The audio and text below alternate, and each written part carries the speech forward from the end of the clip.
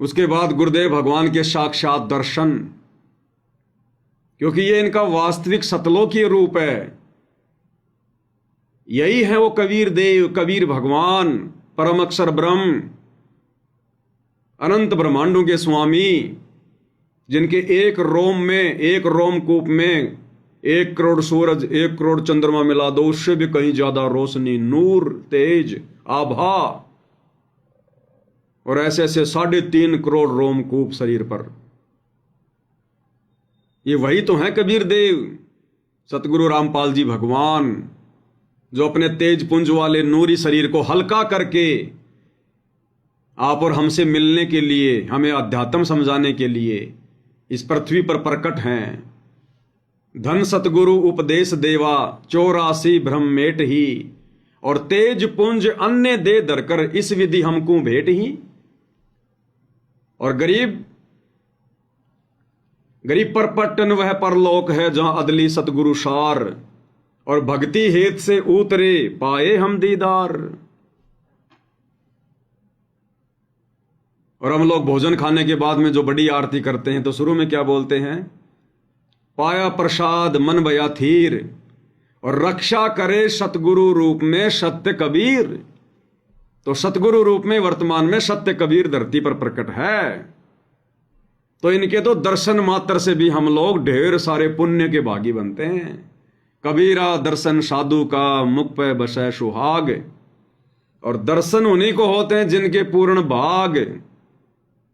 अब दर्शन तो सभी को रहे हैं भाई और बहनों, दर्शन तो ये दुनिया वाले भी कर रहे हैं, दर्शन तो आश्रम वाले भी कर रहे हैं, लेकिन इस प्रकार दर्शन करने से वो लाभ नहीं मिलेगा। जिस दिन हम अपने गुरु को परमात्मा के रूप में देखकर दर्शन करेंगे कि ये मेरे जैसे इंसान नहीं है, मानुष नहीं है, मां के गर्भ से जन्म लेकर नहीं आए, ये स्वयंभू परमात्मा है। जिस दिन हमारा दृष्टिकोण बदल जाएगा देखने का, जिस दिन हम गुरु को परमात्मा मानकर उनके दर्शन करने की चाहत रखेंगे, उस दिन हमें उनके दर्शनों का वास्तविक लाभ मिलेगा। फिर भले चाहे उनके फोटो में दर्शन क्यों ना करो। कबीरा दर्शन साधु का, मुख पे बसे सुहाग। और दर्शन होने को होते हैं जिनके पूर्ण भाग। बाकी दुनिया तो केवल अपना गुरु मानकर उनके दर्शन कर रही है। तो भैया, जैसी दृष्टि वैसी सृष्टि, उसी हिसाब से लाभ मिलेगा, उसी हिसाब से बड़ा फर्क होता है। गुरुदेव ने सत्संग में क्या बताया? एक लड़की है, उस लड़की के पिता का नाम है राम अवतार, और जिस लड़के से उसकी शादी हुई उसका नाम भी है राम अवतार। अब जब वो लड़की अपने पीहर में रहेगी और कोई बाहर का व्यक्ति आकर पूछेगा कि भाई राम अवतार कहां है, तो लड़की की दृष्टि कहां जाएगी? अपने बाप के ऊपर, क्योंकि वो पीहर में है। उसको पता कि यहां कोई पूछेगा तो मेरे बाप के बारे में पूछेगा। तो राम अवतार नाम सुनते ही उसकी दृष्टि कहां गई? अपने बाप के ऊपर, अपने बाप की सूरत पर। और वो लड़की जब अपने ससुराल में जाती है और वहां कोई आकर कहे भाई राम अवतार घर पे है क्या, तो लड़की राम अवतार नाम सुनकर उसकी दृष्टि कहां जाएगी? अपने पति पर, क्योंकि उसको पता है कि ये मेरा ससुराल है और मेरे पति का नाम राम अवतार है, और यहां कोई पूछेगा तो मेरे बाप के बारे में नहीं पूछेगा। तो उसकी दृष्टि कहां जाएगी? अपने पति पर। दोनों के सेम नाम है, लेकिन उनके देखने और सोचने के दृष्टिकोण में रात दिन का अंतर हो गया, रात दिन का। उस लड़की से कोई पूछेगा कि आपके पिता का नाम क्या है, वो बोलेगी राम अवतार। फिर पूछा जाएगा तुम्हारे पति का नाम क्या है? राम अवतार। दोनों एक ही नाम है, और एक तो जन्म देने वाला और एक आजीवन साथ निभाने वाला।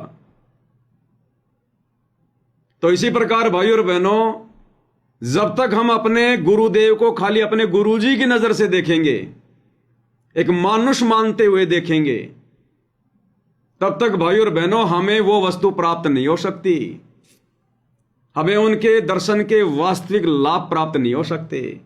और जिस दिन हमने गुरु को परमात्मा मान लिया, हृदय से कबीर भगवान मान लिया, फिर कोई कहेगा ना कि भाई भगवान कौन है, कबीर जी कौन है, तुरंत हमारे दृष्टिकोण हमारे गुरुदेव की सूरत पे जाएगी कि हमारे गुरु जी सतगुरु रामपाल जी भगवान हैं, यही कबीर देव हैं, यही परमात्मा है।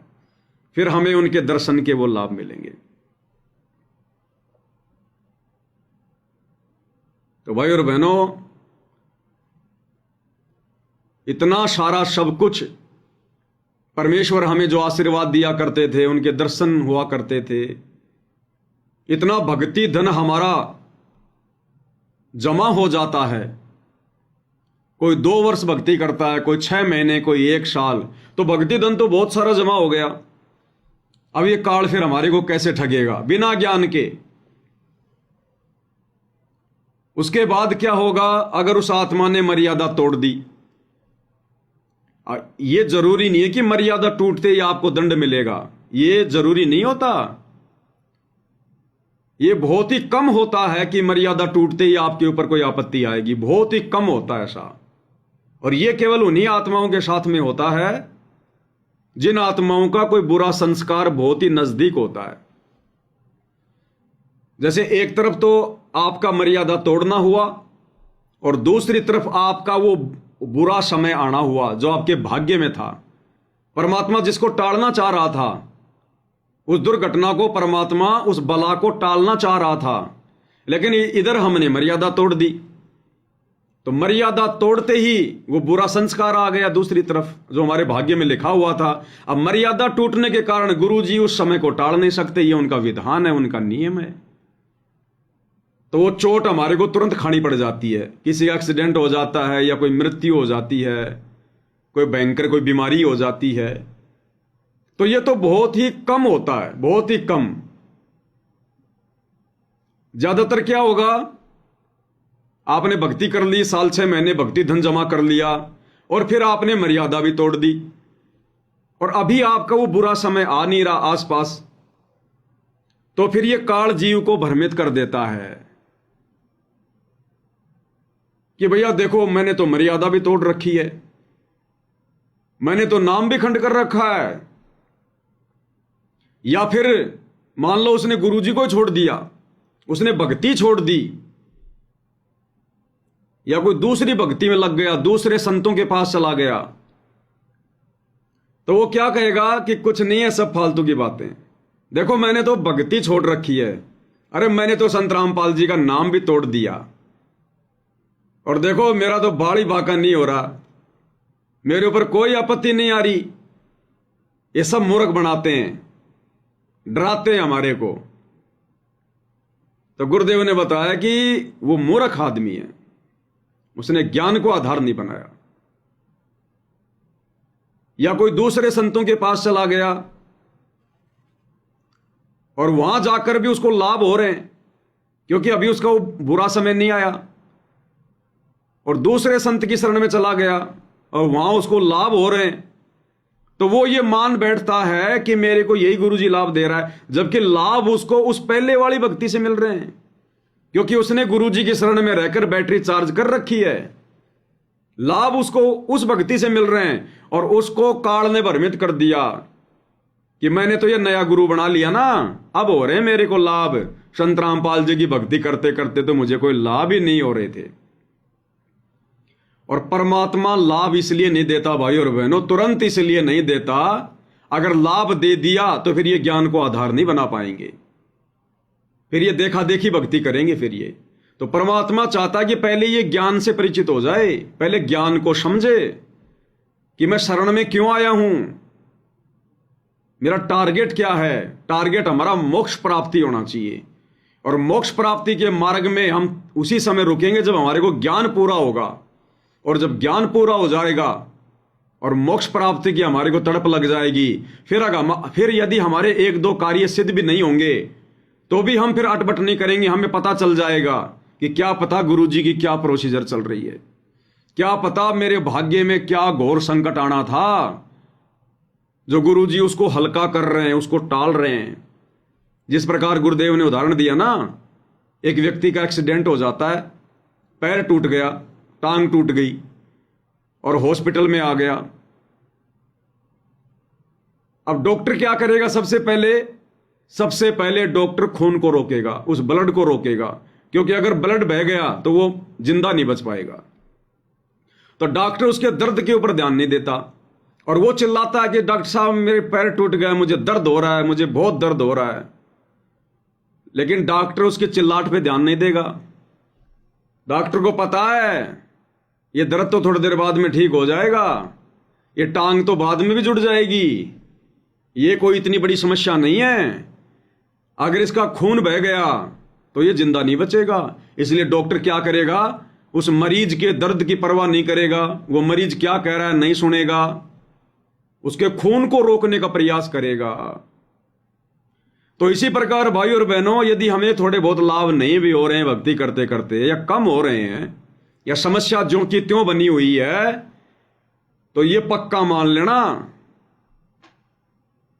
कि वो थोड़ी बहुत समस्याएं तो परमात्मा बाद में भी ठीक कर देगा। हमारे ऊपर कोई कर्म की भयंकर मार आने वाली है, उसको परमात्मा पहले सेट कर रहा है कि पहले इसकी जान तो बचाऊं, ये कर्म की जो मार आने वाली है पहले मैं इससे तो इसका बचाव करूं। ये थोड़े बहुत सुख तो धन लाभ तो इसको बाद में भी दे दूंगा, मिलते रहेंगे आगे। अगर इसकी जान ही चली गई, अगर इसका जीवन ही नहीं बचा, तो ये भक्ति कैसे करेगा। और भाई बहन जल्दबाजी में उस व्यक्ति की तरह जिसकी टांग टूट गई, दर्द हो रहा साहब, दर्द हो रहा, दर्द हो रहा, जल्दी करो, तो डॉक्टर भाई और बहनों ध्यान नहीं देगा। तो बहुत सारे कारण होते हैं भाई और बहनों, रीजन होते हैं ये। इसलिए हमने अपने गुरुदेव भगवान पर विश्वास रखना चाहिए। और यह विश्वास तभी बनेगा जब हम ज्ञान को समझकर भक्ति से जुड़ेंगे, फिर वो आत्मा डगमग नहीं होगी। फिर उसको मालिक के विधान का पता चल जाएगा। सुख फिर वो खुद ही नहीं मांगेगा कि सुख तो ये भगवान इतने दे देगा, आने वाले समय में इतना दे देगा कि मेरे से संभाले नहीं जाएंगे। भगत ने हाथ जोड़ना पड़ेगा कि गुरुजी बस करो, ये परमात्मा बस करो, रो रो के। हम भगत भाई बहन गुरुजी से रो रो के प्रार्थना करेंगे कि गुरुजी अब इससे ज्यादा मत दो, गुरुजी इससे ज्यादा मत दो। और हम उसको बर्बाद भी नहीं करेंगे क्योंकि हमें ज्ञान हो गया, हम उस माया का दुरुपयोग भी नहीं करेंगे। लेकिन फिर भी हम गुरुजी के आगे रो रो के प्रार्थना किया करेंगे कि गुरुजी बस इससे ज्यादा मत दो, परमात्मा मत दो। तो ये तो मालिक देगा ही देगा, उनका विधान है ये। गेहूं से पहले चारा होता ही होता है, गेहूं तो बाद में होगा, पहले चारा निकलेगा। चारा तो भौतिक सुख तो भगवान देगा ही देगा। अब उसके लिए परमात्मा ने अपना विधान बताया कि धीरे धीरे रे मनवा धीरे सब कुछ होए, और माली सींचे सो घड़ा समय आए फल होए। कि भाई जल्दबाजी मत करो, अभी तुम भक्ति पर आए हो, जुड़े हो, धीरे धीरे धीरे धीरे भक्ति करो, अपनी ये कमाई करना सीखो, सत्संग सुनो, मर्यादा में रहो, गुरु जी को प्रसन्न करो, इस ज्ञान को आधार बनाओ, फिर ये सुख तो परमात्मा धीरे धीरे दे देगा। और वैसे गुरु जी नुकसान हमारा कुछ होने नहीं देंगे, बिगड़ेगा हमारा कुछ नहीं, कुछ नहीं बिगड़ने देगा परमात्मा, यदि हम विश्वास के साथ भक्ति मार्ग पर लग गए तो। लेकिन समस्याएं फिर परमात्मा धीरे धीरे सेट करेगा, धीरे धीरे। तो जल्दबाजी हमने भक्ति मार्ग पर नहीं करनी है बिल्कुल भी। और यह समस्या गुरुदेव भगवान के साथ में सन 1994 से 2014 तक रही, क्योंकि आत्माएं ज्ञान को नहीं समझ पाई, देखा देखी में ज्यादा जुड़े थे।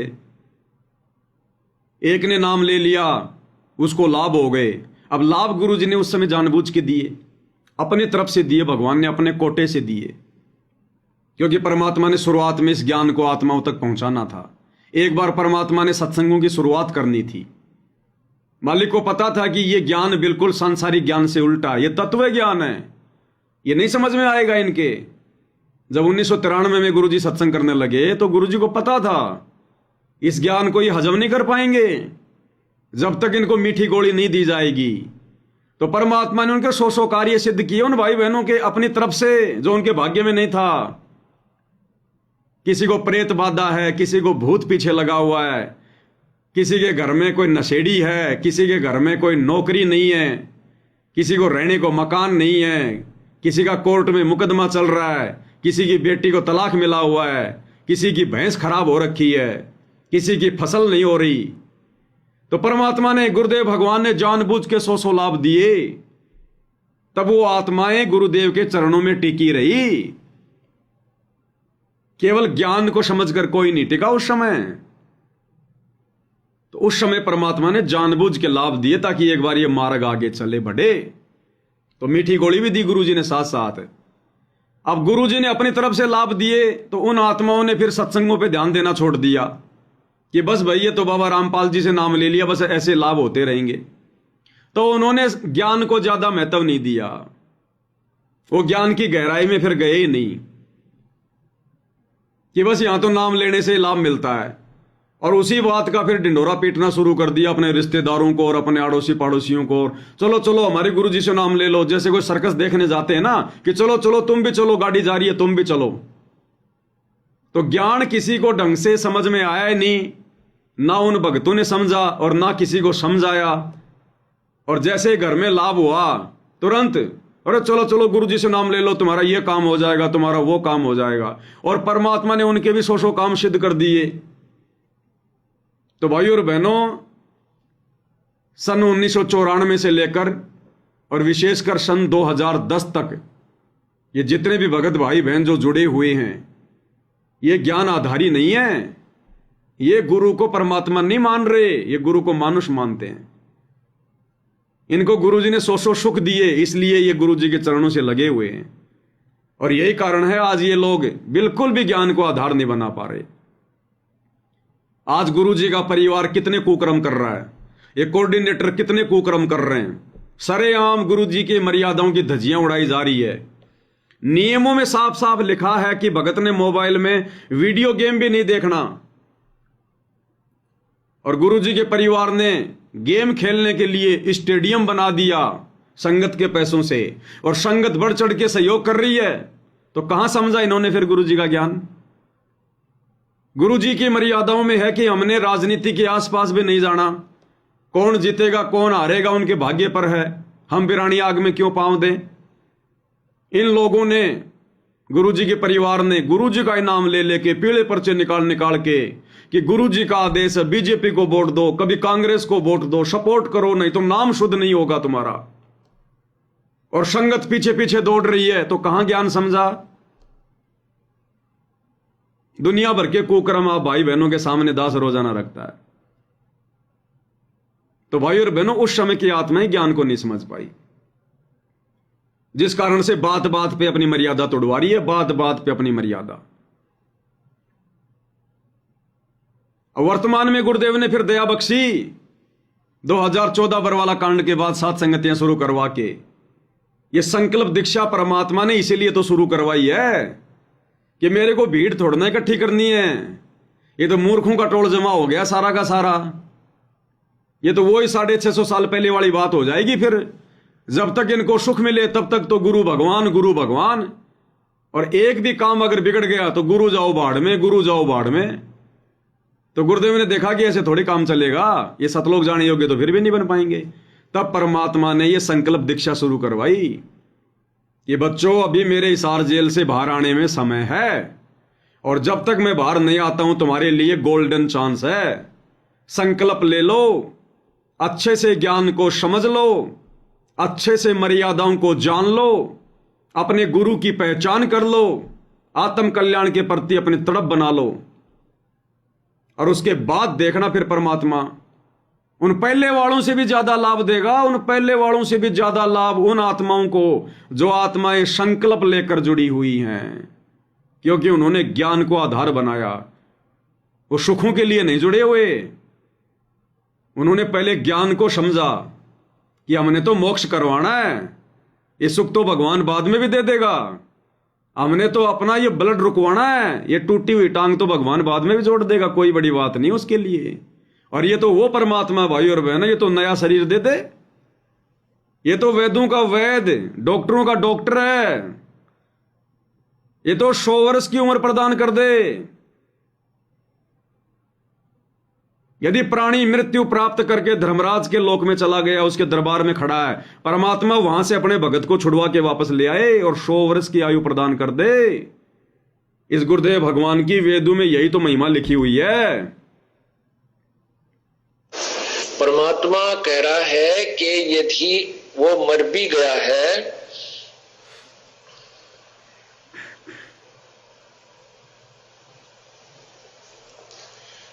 और उसकी आयु शेष नहीं रही है, तो भी मैं उसको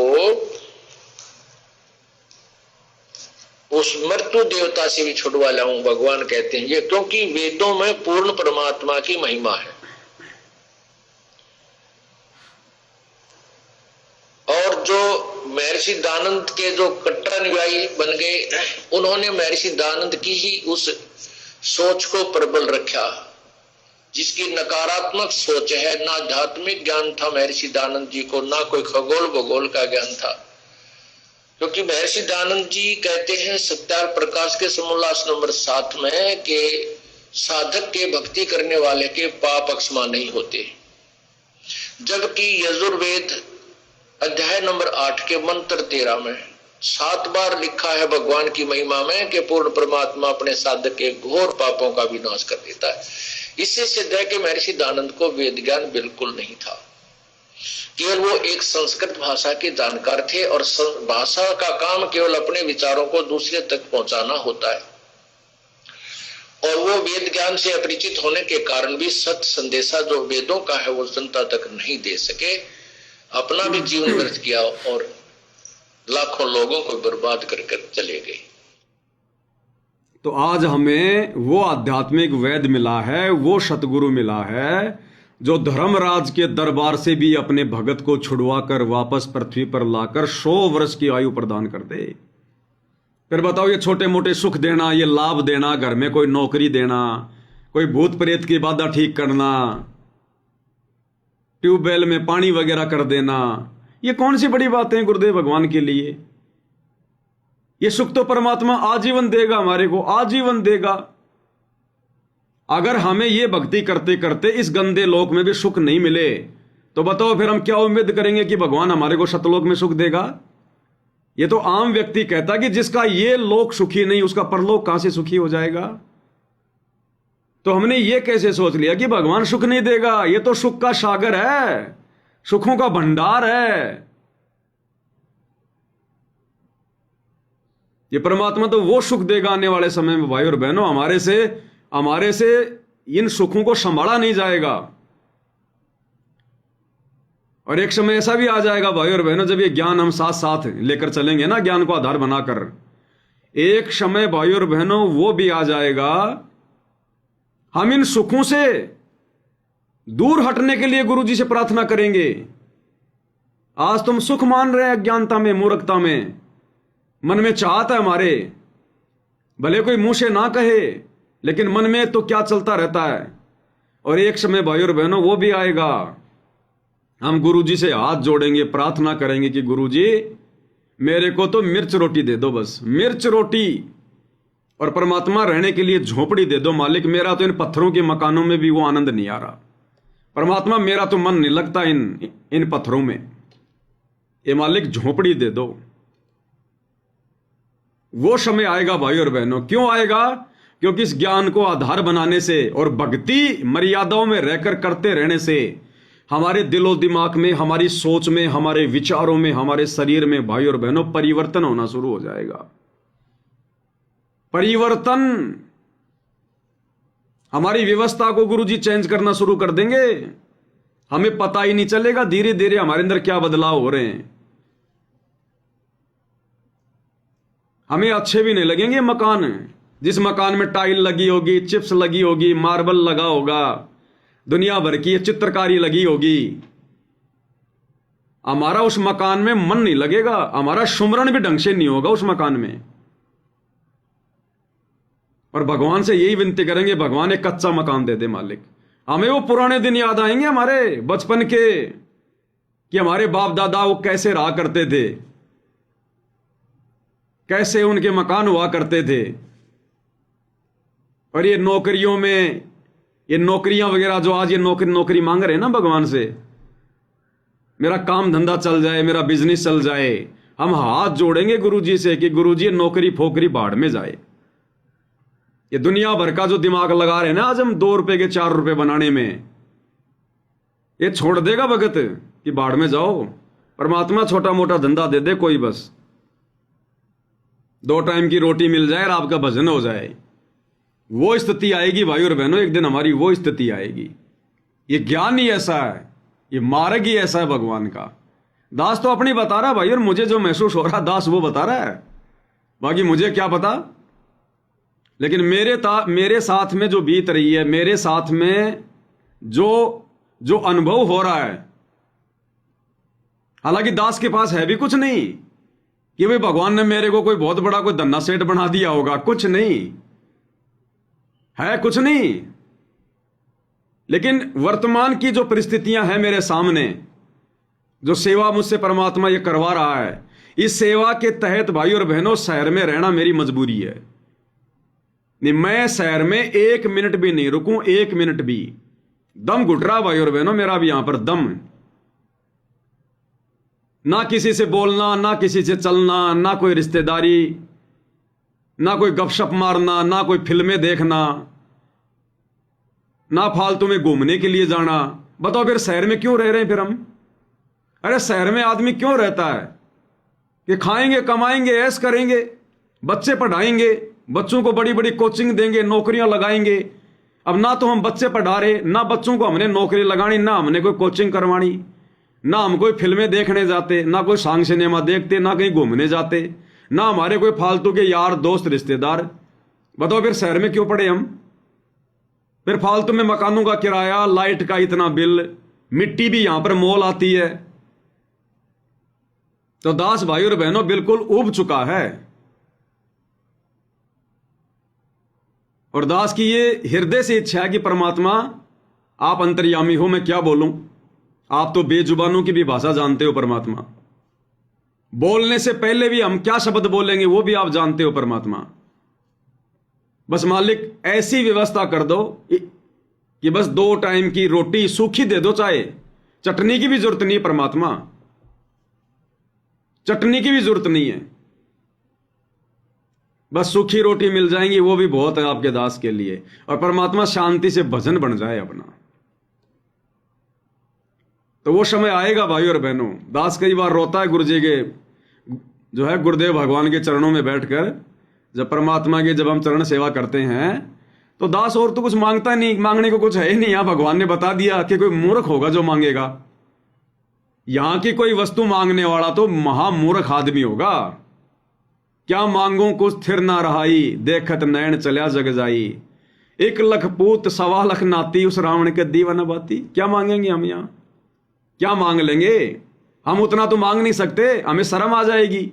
अगर हमने रावण जितना मांग लिया गुरुजी से तो हमारे को शर्म आ जाएगी। और अगर हमने उतना भी ले लिया तो परमात्मा कहते हैं उस रावण के आज कोई घर में दीपक जलाने वाला नहीं है, उसके खानदान का भी सत्यानाश हो गया। तुम क्या मांगोगे? और मांगना सिखा दिया भगवान ने कि भक्ति दान मोह दीजियो देवन के देव, और वो बिना मांगे दे दी भगवान ने। वो भक्ति दान गुरुदेव ने बिना मांगे दे दिया। अरे गुरुदेव के शरण में आने से पहले हमें पता था क्या मोक्ष क्या होता है, सतलोक क्या होता है, ये तत्व ज्ञान क्या होता है?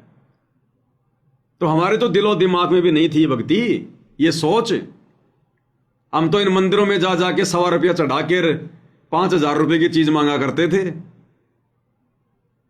तो बिन मांगे परमात्मा ने भक्ति दी हमारे को। तो बताओ आने वाले समय में यदि हमें किसी चीज की जरूरत होगी तो भगवान हमारे से दूर है क्या? हमारे से दूर है क्या गुरुजी?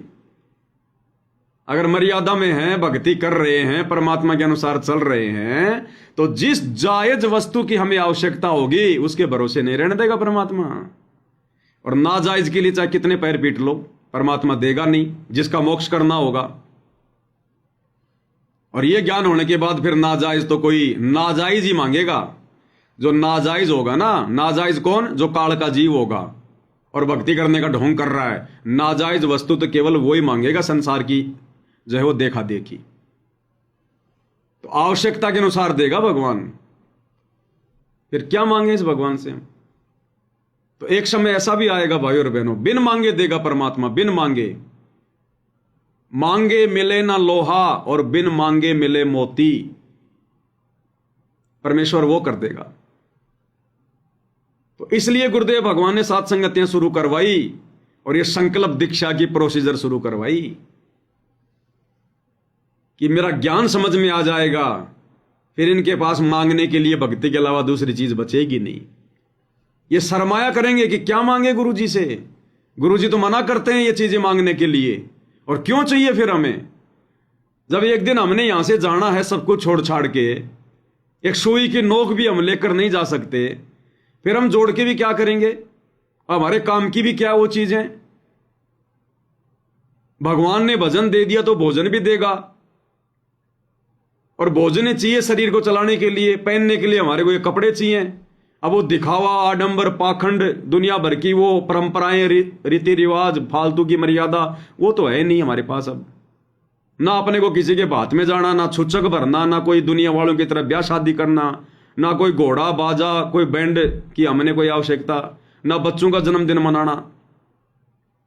परमात्मा ने सब कुछ हटा दिया, सब कुछ छिलका उतार दिया हमारा।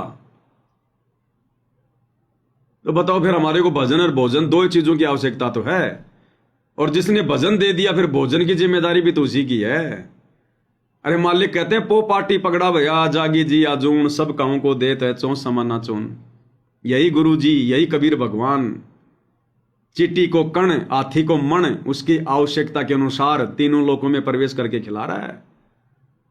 आज से पहले भी हमें यही दे रहा था, हमारा संस्कार बना के छोड़ रखा था गुरु जी ने, और आज हमें साक्षात मिल गए, उस संस्कार से भी बढ़ के दे देंगे।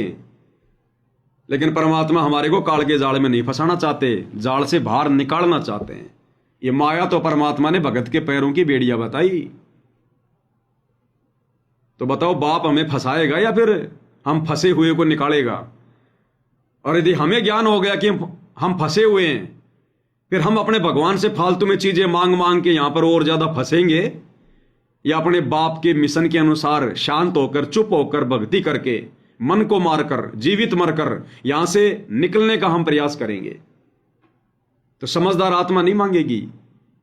और थोड़ा बहुत कोई कष्ट भी है, कोई दुख भी है, तो वो दुखी नहीं होगी जिसने ज्ञान आधार बना लिया कि परमात्मा जरूर मेरा भयंकर से भयंकर कोई कष्ट टाल रहे हैं, मेरे ऊपर कोई समस्या, कोई आपत्ति, मेरी जान जानी है, भगवान मेरी उस प्रोसीजर में लगे हुए हैं। चुपचाप रह ले, परमात्मा के ऑपरेशन में मीन मेख नहीं निकालनी चाहिए। और फिर देखना, परमात्मा एक दिन वो दे देगा मालिक, तुम हाथ जोड़ोगे, हे भगवान बस बस बस।